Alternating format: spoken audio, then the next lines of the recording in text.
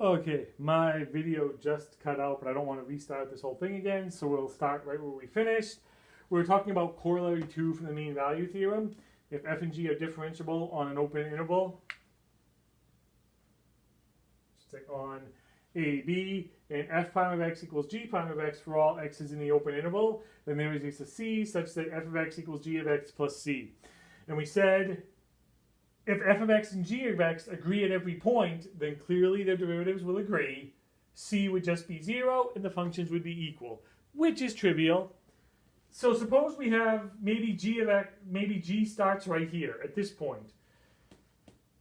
But then we know the derivatives agree.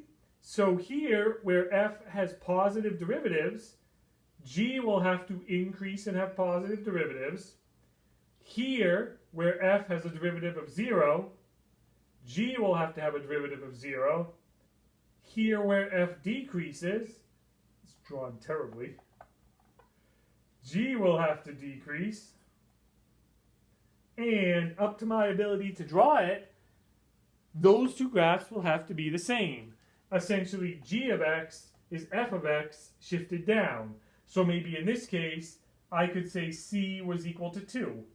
And if I took all the values of g of x and added 2, I'd get f of x. I could just as easily start g of x way down here, but the same principle would apply. As f increases, because the derivatives agree, g would have to increase, and then when f decreases, g would have to decrease, and we end up getting the same thing. The exact same graph, just shifted up or down.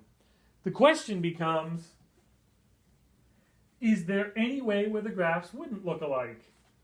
But if g starts here, if g goes horizontal, so it's different, well then clearly this is a horizontal derivative.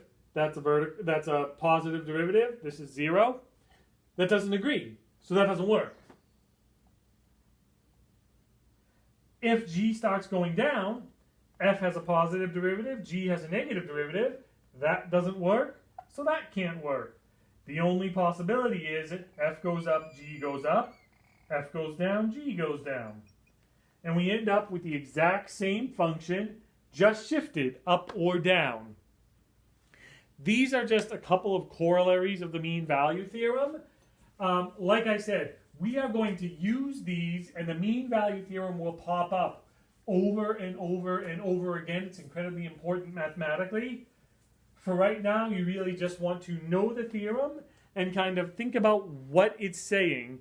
This idea that it's allowing us to expand our idea about what happens at a point on a function and start looking at what happens over an interval on a function, which will then ultimately allow me to graph an entire function using some of the ideas from the mean value theorem, as well as my extreme value theorem and my ideas about critical numbers and maxes and mins.